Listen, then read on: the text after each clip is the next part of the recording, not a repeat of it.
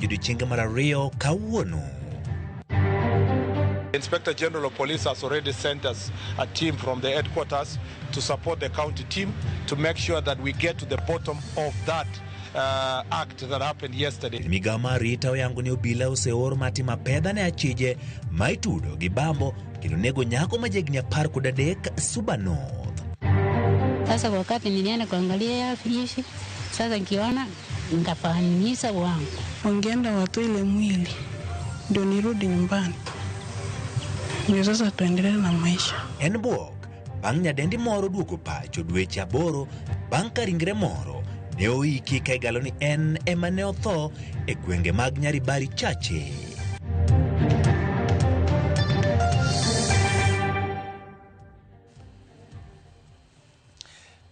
Nyakora mogi bed kode chakro nyaka giko pan lewa duto mag tudruok gin mago ma oyaw kendo nyalo bedo gi thuolo ma ido achiel kachiel ariyo adek auchiel nono ed achiel kachiel e YouTube, Facebook kachiel kod X mar Ramogi TV. Wago kod mbaka nyinga Ochieng' Emmanuel, jaloko marwa en Belinda Phillips. Ka wachako en ni jopuonjre mag mbalariany koro buono mariwore kod jopuonj gi ng'anyo mar donjo e odiochienge ma odonjo odiochienge mar ariyo kawuono.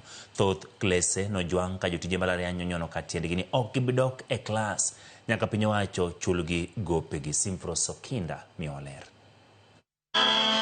Odiochieng' mar ariyo ng'anyo mar jotije mbalariany no dhi nyime e mbalariany mopogore e pacho ka. Yuak Magauja, Vuvuzela kod Firimbi nopong'o lwasi ka jotije go dwaro mondo sirikal ochulgi. Kotele gi kod jotelo mopogore mag riwruogegi, jotije go wacho ni gima biro duoko gi e klas en chudo mag gopegi masani romo bilion 10. We launched this strike with 3 basic ingredients about why we went on strike. We are not going to relent, and as we stand here, we'll keep rallying all our members to say in one voice, no work because there's no pay. And we are not going to sacrifice any further. We are very saddened that the government now pretends to be very much aware and very much remorseful, and they are now sending us letters, calling us to meetings, saying they have already set aside money, but the money has not reached the universities. The money has not reached the workers. Gikwedo sirikal gima giwacho ni tiaritha kod omenda mar jopiny kar chulo jogo machuro luchgi e bero lwasi mar oganda e pacho ka. As we are not asking to be called to State House to go at the be dished out money, we are asking to be paid what is due to us. Solidarity. I've been seeing what has been happening in this country. We all live here, we see the news. We have some programs here codenamed Empowerment Program. Those programs, we all know, is money being dished out from the government. The government can be able to afford to spend such colossal amount of money every day in name of empowerment. Itatsomo mane wadonje, klese no juang nono, ka jopuonjre bende, koro buono mare ure kod jopuonjegi, e ng'anyo makamano. Wabiro mbele ka mondo waung lwedo our lecturers e ng'anyo masani, ningecha gisabedo ka inyanyasa gi mok ber. Wambe wasabed kaka koraka student, wasabed gi shida e ng'anyo mano chakre nyoro ni. Mokwongo, sani lecture halls onge gima timore. Mar ariyo, kalenda mar academics sani dhi chako kethore. These are first years who have barely come to Machakos University 1 month. They have not learned anything. This is so disappointing. And we are issuing this to the government that if they are not going to act, then next week we shall act upon ourselves. Chenro mag somo e mbalariany ma pacho ka koro nenore ni dhi rito ng'at mabiro diemo wang'e mokwongo e kind sirikal kod jotije mag mbalariany. Simfros Okinda, Ramogi TV.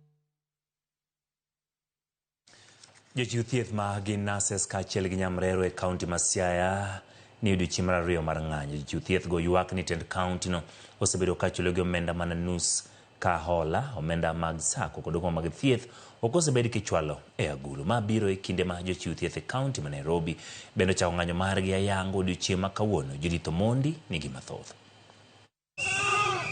Ndalo poko kalo nyaka ne chungo maromo jotich mag thieth 380 e kaunti ma Siaya kod maling'ling ni kisebedo ka gitiyo kaka jotich mabandia mane ok ondiki e yo maratiro.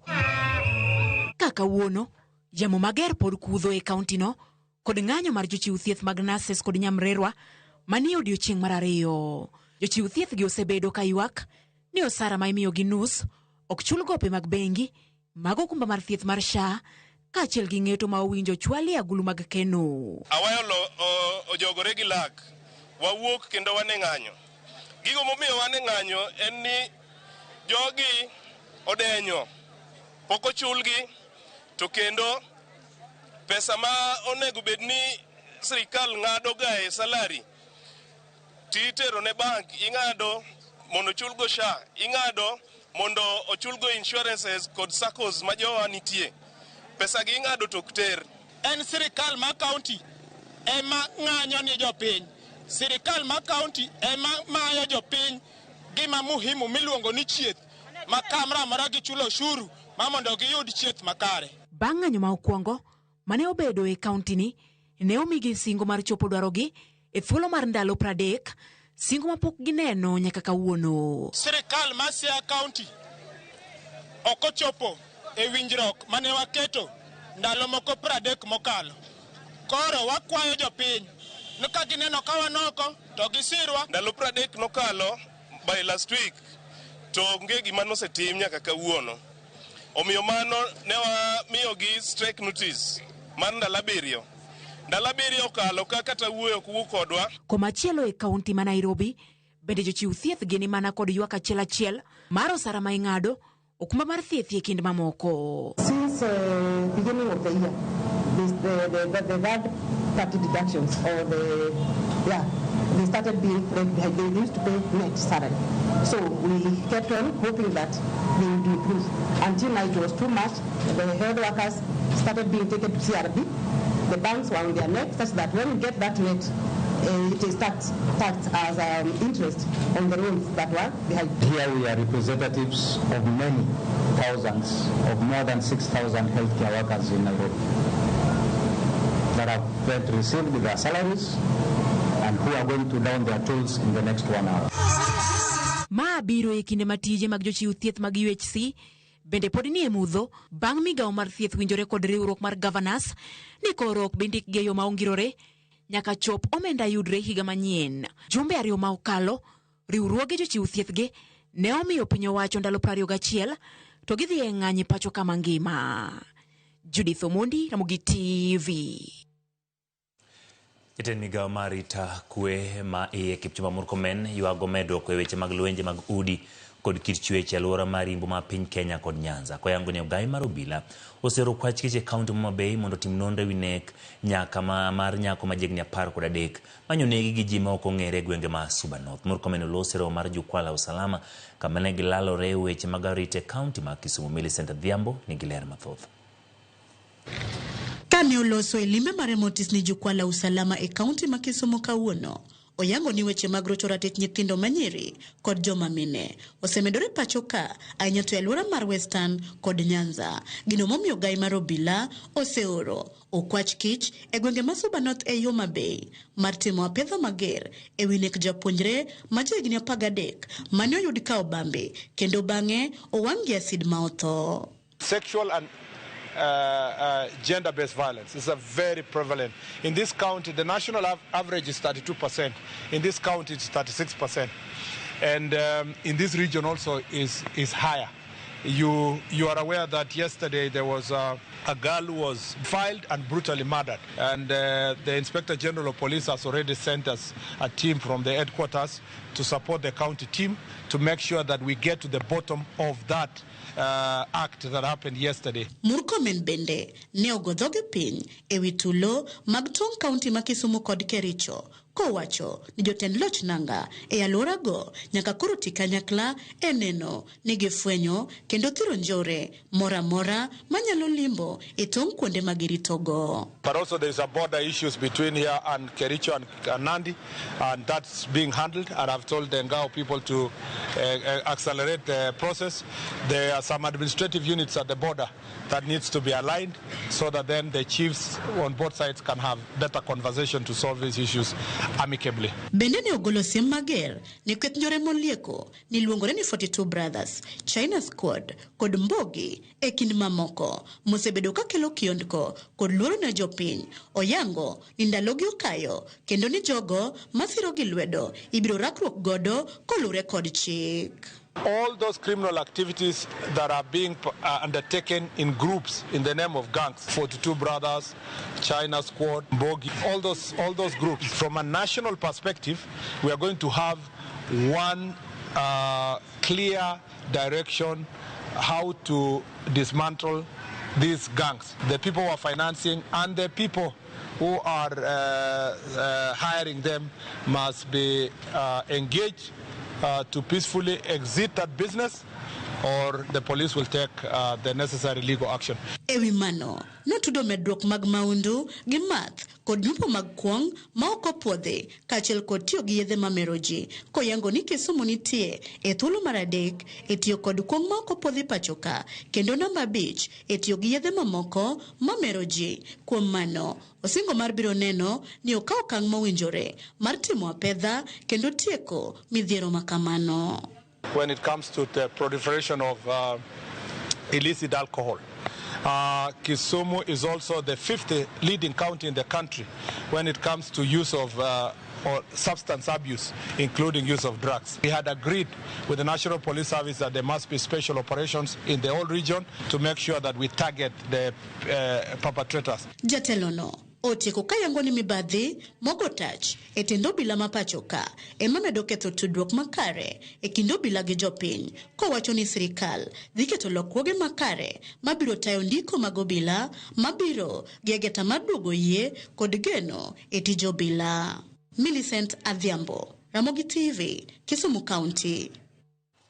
Ng'at achiel nowito ngimane ka ji 9 oyudo hinyruok e masira mar apaya manyo ojuko nyamburko ma Probox mating'o jowuoth kod lori ma chakla e kar olalo ma Nyametembe e sub county ma Mabere. Apaya maduong' mowuok Isibania kochomo boma ma Migori.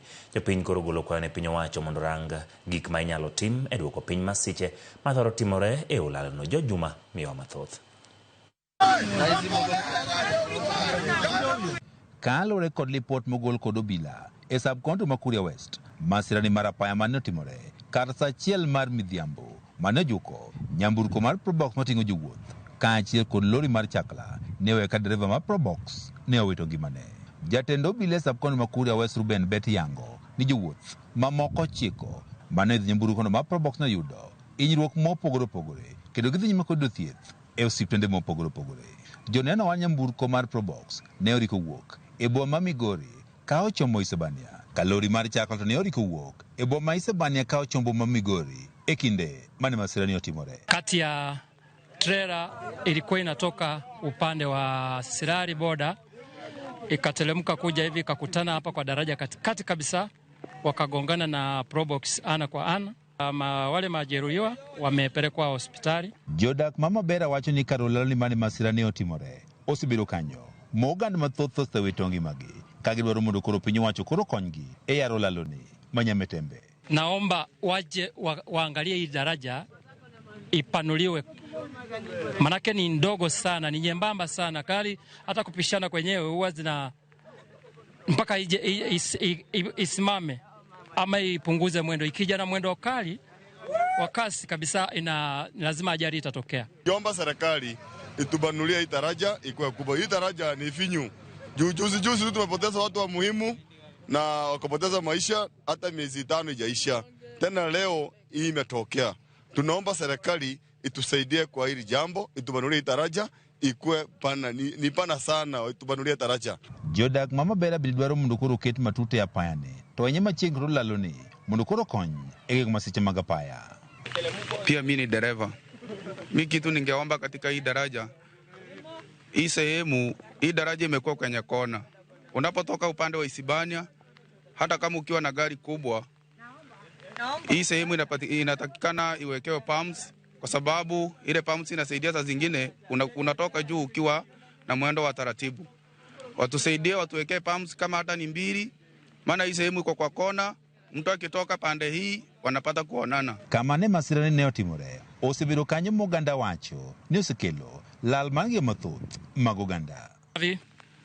Waje waangalie kabisa hii kitu, manake imeua watu wengi hapa, tumezika watu wengi. Daraja imeanza, watu wanakufa, tunaongea, hakuna kitu inafanyika. Rais anaambiwa mbunge nini, hakuna kitu inafanyika. Tarik 19 mar dwe mar achiel mar higani, ji maromo 5 ne owito ngimagi e kamoro achiel ni mane masirani otimore. George Juma, Ramogi TV, Migori. Jatend piny Kenya William Ruto nyiso yie mare ni piny Kenya ni kama kare, kendo pod en kod geno mar keto piny Kenya ngadho ma pinje madongo ma idewo kaluwore gi dongruok e sekta mar udi gi thieth, mowacho ni itayo gi omenda ma pacho ka ma oko kwa oko. Ne oloseno mano kelo kanyakla jodolo e boma Nairobi. Khalid Okeyo miyo waler. Ne en romo mano kelo kanyakla jodolo mag kanise e bwo riwruok mar Evangelical Alliance. Romo mano bagi e boma Nairobi kendo no yore gi jatend piny Kenya William Ruto. Have this opportunity that we've had, Jesus. Jatend piny oyango ni en owuotho kuom yie kendo en gi yie ni piny Kenya ni kod nyalo mar bedo e ngadho mag pinje ma idewo ka bende oseo jogo ma osebedo ka kiro weche maricho e wi piny Kenya. We have wasted a lot of time making peace with mediocrity, working with the average, when God wants us to be excellent. I walk by faith. Many walk by sight. They say, we have not seen. You are lying. We have not seen.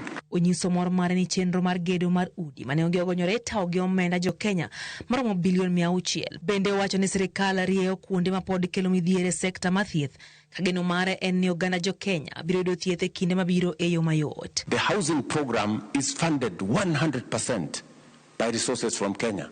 Do you know how much contracts we have signed in the housing program? Contracts worth 600 billion using our own money. The money that have been mobilized to do universal local money. We've not borrowed from nobody. 300 billion of our own money. We are refining it, and I promise you, by God's grace, it will be possible for each and every citizen of Kenya to be treated and paid for without the burden of selling their properties to be able to meet their medical expenses. Ruto yango ni piny Kenya osegonya diriyo kungo margi ka koro okwa horuok mar miye kinde mondo mi ochop singo mano mi oganda jo Kenya. Some people think I am mad. I am not mad. In our lifetime, it is possible to move this country from the third world of today to first world. Mabire kinde ma oganda osebedo kagolo paro mopogore e wi tend William Ruto anyato bang' bedo e telo kuom higni 3 mokalo. Lydia Okeyo, Ramogi TV, Nairobi. Pod nen yaro kikinje ten miga mar omenda John Mbadi kod jod bura wi okang' ma piny owacho rido ni chenro mang'iyo po mag piny owacho mano procurement onego timane yor lony manyasani. Jod bura wacho ni chenro no ok nyal tiyo e kinde ni ka Mbadi to ramo ni mano e chenro manyaka tigo mar geng'o mibadhi. We have debt sustainability questions. We cannot increase taxation anymore. And therefore, we have to look for ways of how to prudently use the resources that we have. One of the areas that has been identified as the source of leakage of public resources is the procurement. It doesn't matter what the government thinks. It's what the law says. That's all that matters. And the law provides for both electronic and manual. Ya kwa Ramogi tok lipota ma jatend migawo mar omenda e weche mag chudo mag piny owacho obedo kaw yueyo mokwongo kata kamano kik idhi mabor. Pod wantiere kod mathoth mwaikoni e chenro mar Ang'ich Welo.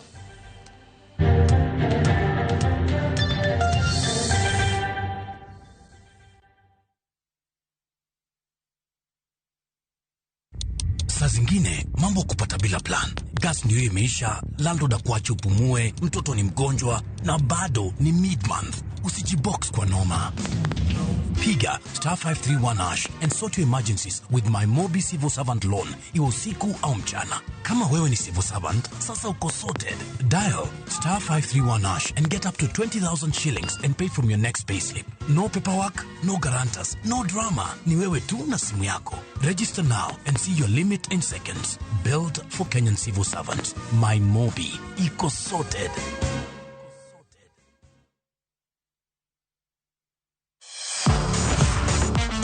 Ne thuolo mar yudo weche tuke duto nyaka mopondo. Mbaka makende mag jotugo kendo mag jomolony weche tuke. Can you believe it? Magite yudore chenro mar pau tuke. The 4.84 kilometers. Nonro matut kod gigo matimre manyien mag tuke duto mawuok e piny mangima. Tudri kodwa ngeso ka ngeso Ramogi TV. Kochakore saa 8 odiechieng' ka wami gik motimore pau tuke.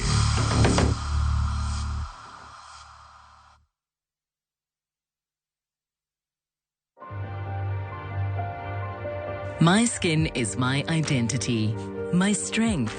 It's unique and deserves care made specially for me. Nivea Radiant and Beauty Even Glow, enriched with 95% pure vitamin C and pearl extract for visibly radiant and even-toned skin in just 2 weeks. Nivea Radiant and Beauty Even Glow. Skin is for celebrating my shade of beautiful. Nivea is for skin. As an MC, I need to walk the talk. It's a walk I've walked many times. It's okay, everyone. Hakuna shida. Before, these tough stains would stay on my clothes, and all the scrubbing, it would fade my colors. But thanks to new Ariel Liquid, it's all good. It lifts the toughest stains, keeping your clothes bright. Wash after wash after wash. Asante, new Ariel Liquid. New Ariel Liquid for washing machines. Brilliant stain removal in one wash.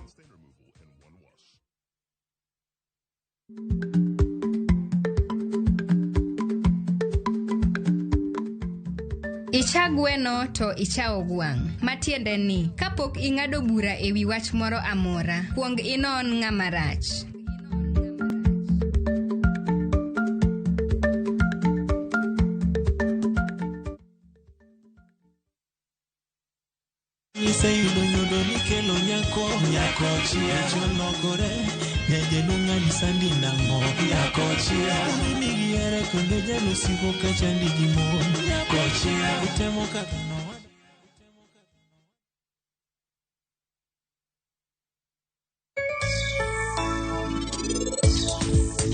Challenges nitiere ni ng'ato nochako kata ode, pesa odhi ong'adore ne yore mar gedo ni. Koro samoro semi tich to pok oduogo kawo gigene, mano en challenge. Kechi niketo pesa ni kanyo.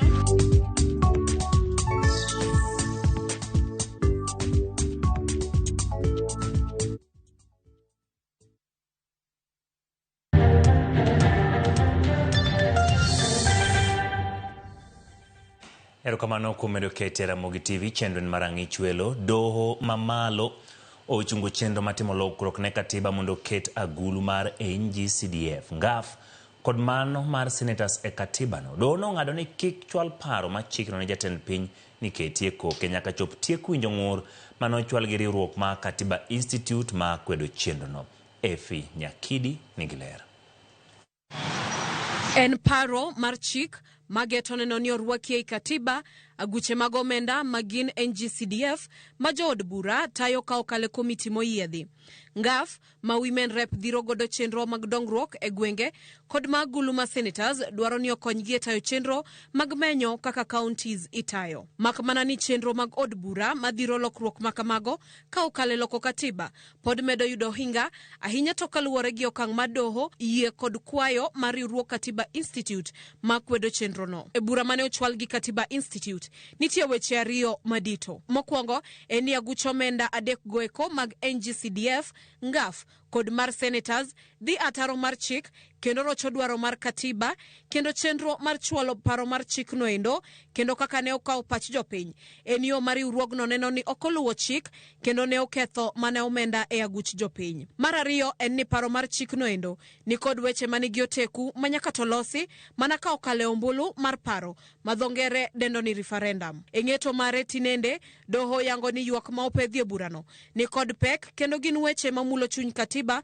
manyaka non malongo mondo doho ochiw duoko mare. Jong'ad bura mag doho no koro chwalo burano e nyimo gai ma doho Martha Koome mondo chuoga put mar jong'ad bura madhi winjo matut kendo ng'ado burano. Gie thuolo ni doho ng'ado ni paro mar chik no endo kik chwal ne jatend piny Kenya William Ruto ni okete koke kendo puodhe kaka chik. To kaponi ochwale kendo ma jatend piny opuodhe to koyiene chik no endo chako tich nyaka burano rum. Katiba Institute osayo od bura kuom rem tayo chenro mar ombulu mar paro kuom moheo ndalo 14 koro. Motelo, Katiba Institute kod riwruoge mamoko ne osayo jo od bura kuom donjore tije ma chik ok opuodhonegi. We are concerned that as provided for the Constitution, the only two levels of government where the consolidated monies should be shared, which is called the Equalization Fund, is the national government and the county government. Elected members have no function to which they could be able to receive money to provide services. If they are legislators, let them be legislators. If they want to be administrators, let them resign, join the executive and be administrators of these kitties.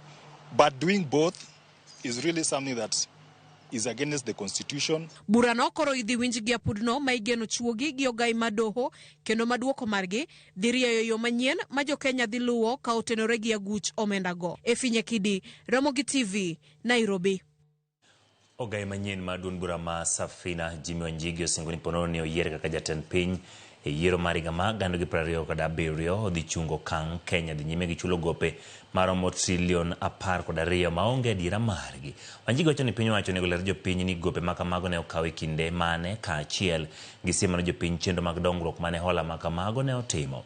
Ogai machon ma Safina Paul Muito jiwo rowere mag Gen Z mondo obed e opara manyime e kedo ne telo makare kaachiel gi kelo lokruok ma pacho ka. Jitelogo ne oloso kinde nyasi ma sidho Wanjigi kaka ogai ma Safina kaachiel gi Willis Otieno kaka jalupne Safina mane ochuo higa ma 1995 osebedo e bwo Paul Muite. I am saying that the new leadership and Gen Zs need to lead maandamano tomorrow on the issue of corruption. Because this is a government that has grown immune to disclosures about corruption. Miaka 3 sasa, Willis na mimi tumezungumzia kitu inaitwa ODS debt. Mukipatia Kasongo ushuru wenu 70 kwa 100 shilingi inaenda kulipa deni bandia. Ile ingine 30 anakula. Sisi tukiingia namna hii, serikali ya Safina hatutalipa hiyo deni. Deni bandia hatutalipa. Kwa sababu hatutalipa, tutakuwa na saving ya trilioni 2 kwa miaka. When we say that the police are killing our people, they are arresting them, where is accountability? They say orders from above. We are proposing and we are saying the above must be the people. Every OCPD in this country should be elected by the people of that division. We give power back to the people. Duond bura mar DAPK koro walo jagoro mar riwruok mar Nasesa Seth Panyako kaka jalno madhi laro komod bura ma Malava gi otiko mar duond bura ne yiero ma Dundo matarik 27 dwe mar 11 kane olanda yanga okang' ma kamano ogai ma DAPK Eugene Wamalwa lero ni Panyako ema umbe lach kendo ni malo mokalo kuom jogo mane olaro tikono kojolar komod burano. DAPK ochiwo ne Seth Panyako tiko nyalodi kaachiel gi jal madhi laro komar MCA ma Kisa East Isaac Ayaya.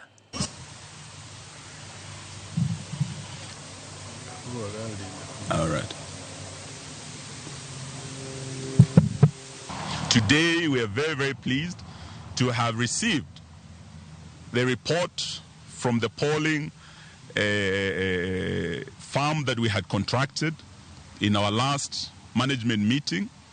That report clearly shows that out of about 15 aspirants for the Malava parliamentary seat, there is one candidate who stands head and shoulders above all, and his name is Seth Ambusini Sindani Panyako. That report has today shown us very, very clearly that Panyako is not only leading in the Malava by-election that we are preparing for, he is leading in all the 7 wards of Malava constituency. I want to assure the party and the people of Malava that I'm equal to the task. And I want to assure the party that people of Malava have decided to vote for DAP Kenya and to vote for me as the next member of parliament. I want to thank the party, and I want to assure you that the work now for bringing this seat home to DAP party and the United Opposition has officially begun today. Jodak e gwenge ma Muhuru Bay oyie chiwo lopegi mondo otigo e chenro mar gero kama meli goe mong'ere kaka Muhuru Port ma ichano ger kod piny owacho mamalo. Gedo mar kama meli goeno ma imanyo ne lo en achiel kuom singo mane jatend piny Kenya William Ruto chiwo ne oganda e kaunti ma Migori e kinde limbe mare mar dongruok dweche machuok ma okalo.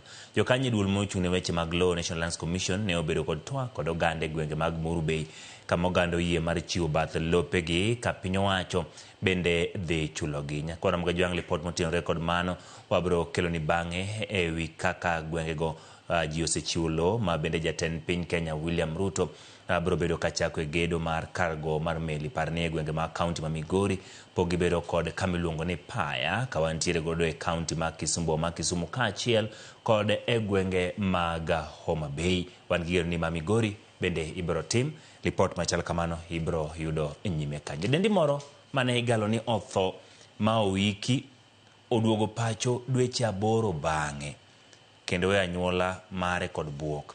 Sara Komboka mowuok e gweng' ma Nyaribari Masabi kaunti ma Kisii oyudore bang' ka familia mare ne wiko ringre dwe mar 2 higani ka giwe ni mano ne ringre ne. Jafwambo marwa Crispin Otieno nigi lerno. En buok maduong' ne gweng'ni magot Nyango mani Nyaribari Masaba e kaunti ma Kisii bang' nyadendino ma jahigni 20 mayande gi bago nyasi mar ik mare dweche 8 mokalo nyiedhore oko kendo duogo pacho.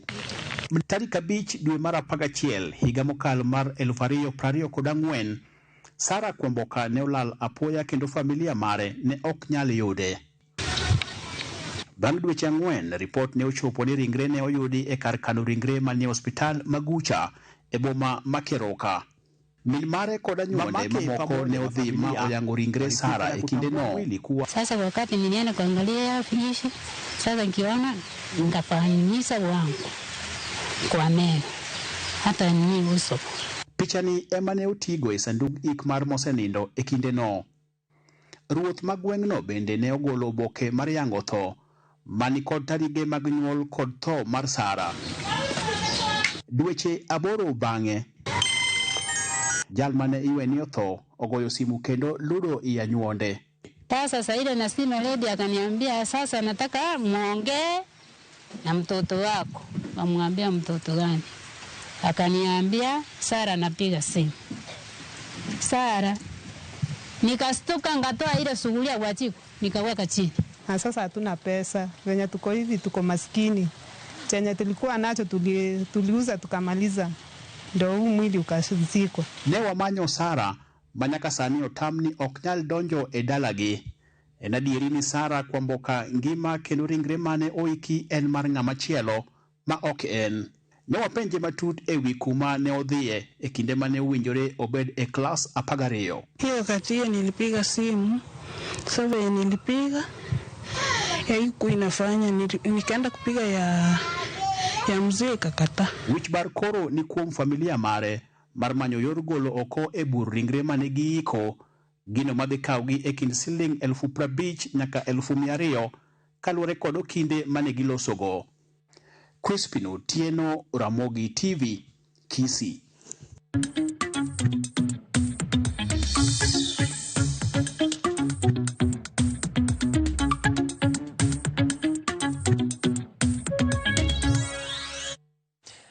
sarano makodhoga nyakwaro Mgajong. Wadhiuru nyime gi neno jogo mosenindo kigologi e kama ikane ringre to kod kokel gi pacho. Seche moko joma yango gi wenge gi ok nen. Ka wadhi nyime jodak e gwenge mag Muhuru Bay oyie chiwo lope ni mondo tigo e chenro mar gero kama meli gowe mong'ere kaka Muhuru Port ma ichano gero kod piny owacho mamalo. Gedo makama kama meli gowe ma imanyo ne lowo en achiel kuom singo mane jatend piny Kenya William Ruto chiwo ne oganda e kaunti ma Migori e kinde limbe mare ma dongruok dweche machuok mokalo. Jokanyo duol mochung' ne weche mag lowo National Lands Commission ne obedo kod twak kod oganda e gwenge mag Muhuru Bay kama oganda oyie mar chiwo bath lopegi ka piny owacho bende dhi chulogi.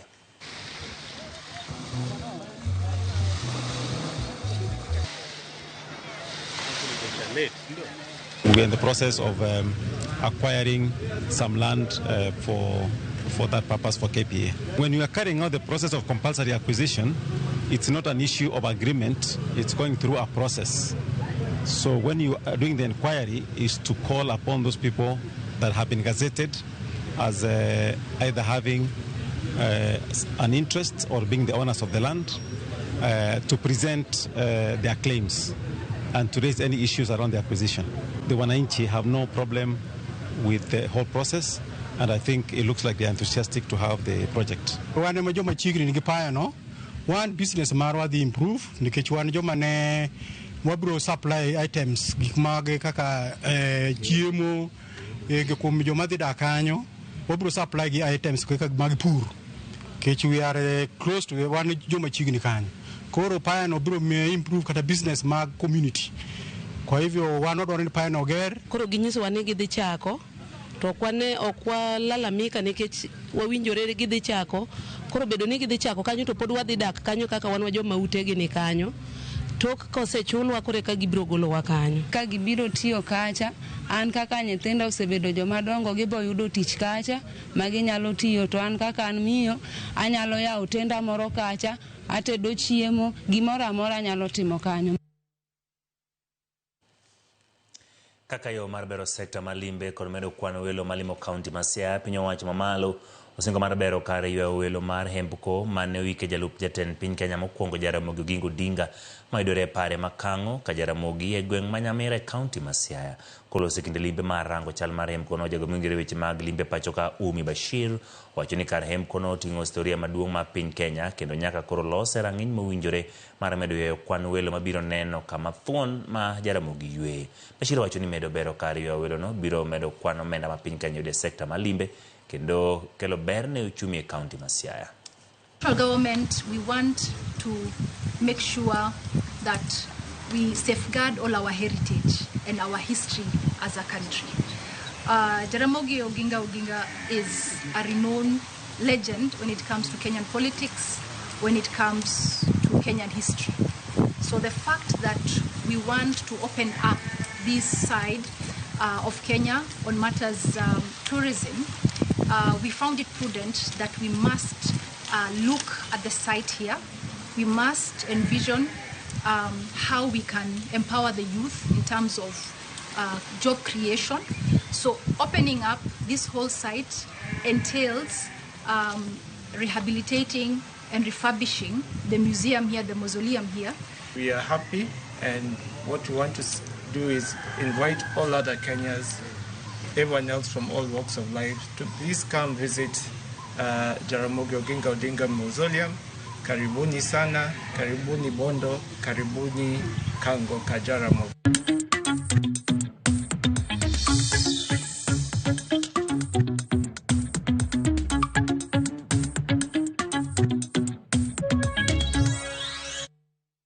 Koromogi tok yudo weche mag ohala wadhi yweyo ka oduogo wabonyis kaka jo Kenya medo timo ng'we madhi nyime piny Japan boma ma Tokyo to kod chenro moko e weche mag tuke. Kik idhi mabor.